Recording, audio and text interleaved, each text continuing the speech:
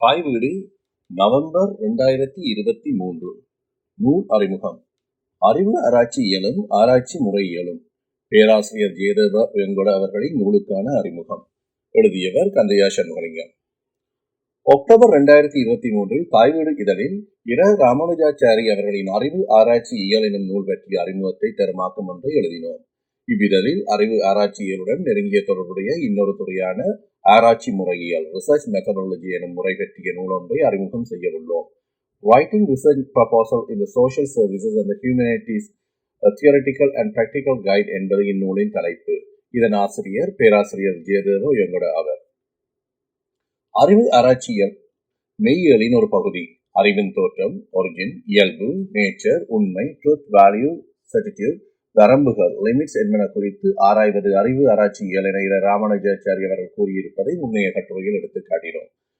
ஆராய்ச்சி முறையியல் எனும் முறையியல் மெத்தடாலஜி பற்றிய கல்வி மெய்யியலின் அடிப்படைகளில் பிலாசபிக்கல் ஃபவுண்டேஷன்ஸ் கட்டமைக்கப்பட்டுள்ளது என்பதே ஜெயதேவ வெங்கட அவர்களின் கருத்தாகும். இக்கருத்தை பகுப்பாய்வு முறையில் விரித்துரைக்கும் வெங்கட மெய்யியல் துறையில் 20ஆம் நூற்றாண்டில் ஏற்பட்ட வளர்ச்சிகளையும் ஆராய்கிறார். புதிய மெய்யியல் கோட்பாடுகள் ஆய்வு முறைகளின் மீது ஏற்படுத்திய தாக்கத்தினையும் அவர் விவரித்து கூறுகிறார். 10 அத்தியாயங்களை கொண்ட இந்நூலின் 9வது அத்தியாயம் ஆராய்ச்சி முறையியல் பற்றிய அறிமுகத்தை விரிவாக தருகிறது. பின்பற்ற படிக்கும் மாணவர்களுக்கு ஆராய்ச்சி முறையியல் கட்டாய பாடமாகும். ஆராய்ச்சியை செய்ய புகும் ஒருவர் ஆராய்ச்சி முறைகளை அறிந்திருக்க வேண்டும். ஆராய்ச்சி முறைகள் மெத்தட்ஸ் என்று கூறும்போது ஆய்வுக்கான கருவிகளையே குறிப்பிடுகிறோம். முறையியல் மெத்தடாலஜி என்ற சொல் முறைகள் என்ற சொல்லிலிருந்து வேறுபட்ட பொருளுடையது.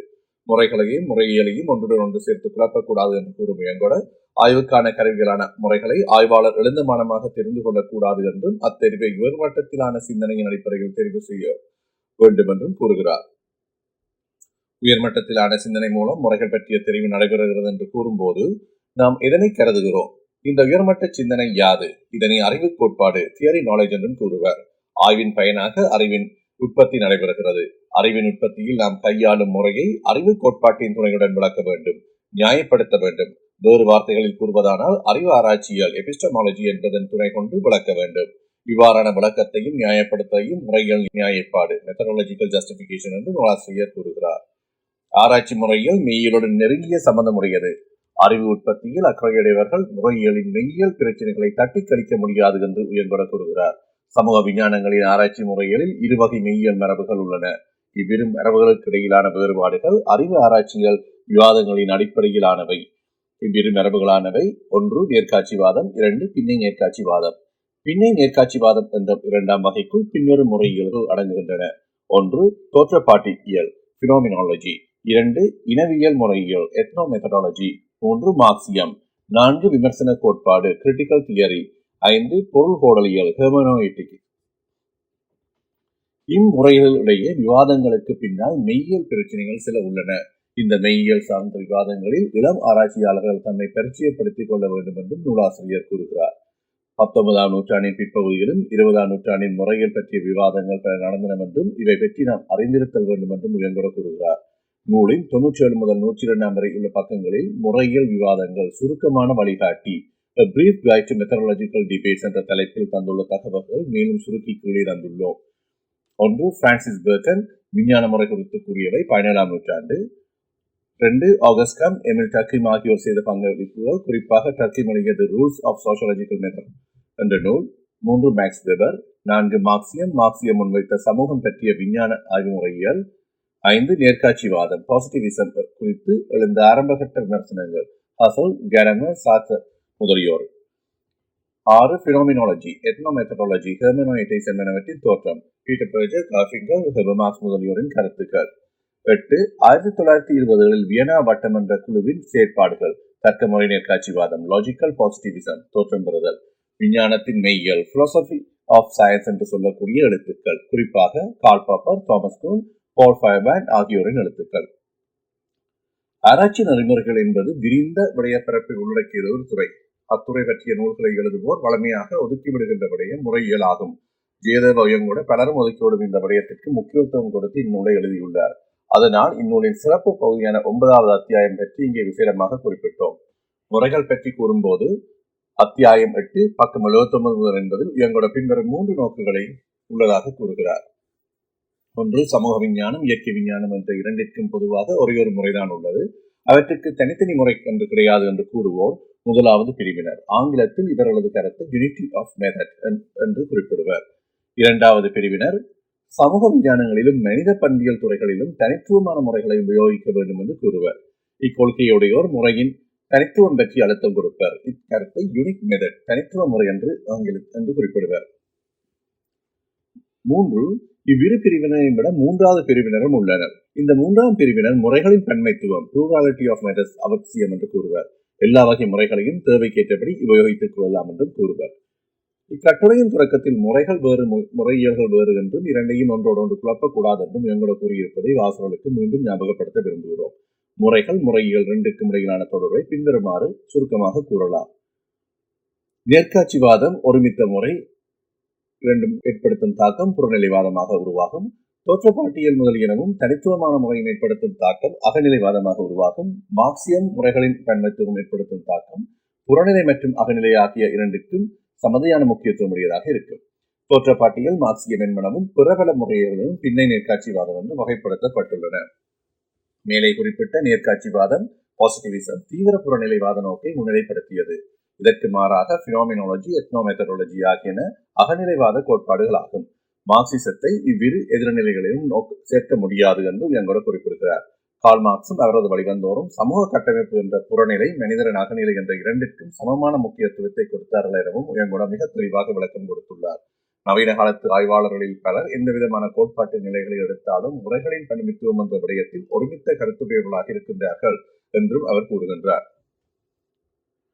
கோட்பாட்டு அணுகுமுறை தியோரட்டிக்கல் அப்ரோச் என்ற அத்தியாயம் 7 பக்கம் 71 முதல் 77 சமூக விஞ்ஞானங்களில் 3 வகை கோட்பாடுகள் உள்ளன என்று குறிப்பிடும் நூலாசிரியர் அம்மூவகை கோட்பாடுகளும் குறித்த விடயப்பொருள் பற்றிய ஆய்வில் எவ்விதம் பிரயோகமாகின்றன என்பதை விளக்கியிருக்கும் முறை விதந்து குறிப்பிட வேண்டியது.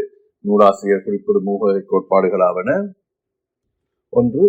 பரநிலை கோட்பாடுகள். இவ்வகை கோட்பாடுகளுக்கு மார்க்சியம், புறநிலைவாதம் ஆகியவற்றை உதாரணமாக காட்டலாம். 2. குறிப்பிட்ட துறை சார்ந்த கோட்பாடுகள். இவை 2ஆம் வகையின. உதாரணமாக புவியியல் என்ற கல்வித்துறை எடுத்தால் அத்துறைக்கு உரியதான கோட்பாடுகள் உள்ளன. பொருளியல் என்ற கல்வித்துறையில் அத்துறைக்குரிய கோட்பாடுகள் உள்ளன. பழம்பொருளியல் கோட்பாடு, கெய்ன்சிய பொருளியல் கோட்பாடு, நவலைவரல் கோட்பாடு என்றவாறு பல பொருளியல் கோட்பாடுகள் உள்ளன. 3. குறித்த விடைய பொருள் சார்ந்த கோட்பாடுகள். இவை முதல் இரண்டிலிருந்தும் பிரித்து அறிய வேண்டிய 3ஆம் வகை கோட்பாடுகள். இதற்கு ஒரு உதாரணத்தை குறிப்பிடுவோம். பண்டை தமிழ் சமூகத்தின் அரசின் உருவாக்கம் அல்லது அரசின் தோற்றம் என்ற விடயத்தை எடுத்துக் கொள்வோம். உலகளாவிய ரீதியில் பண்டைய சமூகங்களில் அரசின் தோற்றம் பற்றிய ஆய்வுகள் ஊடாக சில கோட்பாடுகள் சமூக விஞ்ஞானிகளால் முன்வைக்கப்பட்டுள்ளன. தமிழ் சமூகத்தின் அரசின் உருவாக்கத்தை ஆராயும் ஒருவர் முதலில் அரசு உருவாக்கம் பற்றிய பொது கோட்பாடுகளை பரிசீலிக்க வேண்டும். அக்கோட்பாடுகளை தமக்கு முந்தைய ஆய்வாளர்கள் பண்டை தமிழ் சமூகம் பற்றிய ஆய்வுகளில் புரோகித்திருக்கிறார்களா என்பதையும் ஆராய்ந்து பார்க்க வேண்டும். மேலே குறித்த மூவையான கோட்பாடுகளை ஒரு ஆய்வாளர் பொருத்தமான முறையில் பிரயோகிக்க வேண்டும் அல்லவா? உயங்குடன் கூறும் இப்பகுப்பு முறை ஆய்வாளர்களுக்கு சிறந்த வழியோட்டியாக உள்ளது. மார்க்சியம் என்பது ஒரு பரநிலை கோட்பாடு. அது ஒரு உலக கண்ணோட்டம். இதே போன்றுதான் பெண்ணிலைவாதி ஒருவர் பெண்ணிலைவாதம் என்ற உலக கண்ணோட்டத்தை உடையவராக இருப்பார். ஆய்வாளர்களிடம் பரநிலை கோட்பாடுகள் பற்றிய அறிவு இருப்பதால் மட்டும் அவர்கள் இதையும் சாதித்து விடப் போவதில்லை. குறிப்பிட்ட துறைக்குள் நுழையும் போது அத்துறை சார்ந்த கோட்பாடுகள் பற்றிய தெளிவு இருக்க வேண்டும். குறிப்பிட்ட துறைக்குள் ஒரு விடயம் சார்ந்த கோட்பாடுகள் பற்றி தெளிவான புரிதல் இல்லாமல் அந்த விடயம் பற்றி பேசும் தகுதி ஆய்வாளருக்கு இருக்க முடியாது என்று தமிழில் ஆய்வுலகில் காணப்படும் குழப்ப நிலைக்கு கோட்பாட்டு தெளிவின்மை முக்கிய காரணமாகும். விரிவான நூற்பட்டியல் ஒன்றும் நூலின் பிற்பகுதியில் குறிப்பிடப்பட்டுள்ளது. முக்கியமான கலைச்சொற்கள் என்று பகுதியில் 20 கலைச்சொற்களுக்கு ஆசிரியர் வரைவிலக்கணம் தந்துள்ளார். நூற்பட்டியலும் சொற்பொருள் விளக்கம் பகுதியும் சமூக விஞ்ஞானங்கள், மனித பண்பியல் துறைகளில் ஆர்வமுடையோருக்கு பயன்மிக்க தகவல்களை வழங்குவதாக உள்ளன. நூலின் தலைப்பில் குறிப்பிட்டது போல் இந்நூல் கோட்பாடு, நடைமுறை என்ற இரண்டிற்கும் வழிகாட்டியாக அமைந்துள்ளது. இளம் ஆராய்ச்சியாளர்கள் அவசியம் படிக்க வேண்டிய ஒரு நூலாகும். பேராசிரியர் ஜெயதேவ வெங்கொட இலங்கை கொழும்பு பல்கலைக்கழகத்தின் அரசு அறிவியல் மற்றும் பொதுமக்கள் கொள்கை துறையில் department of political science and public policy முதுநிலை பேராசிரியராக கடமையாற்றி ஓய்வு பெற்ற பின்னர் ஓராண்டு காலம் நியூ டெல்லியில் உள்ள வளர்ச்சியூர் நாடுகளுக்கான கற்கை மையத்தில் centre for the study of developing societies CSDS பேராசிரியராக பணியாற்றினார்.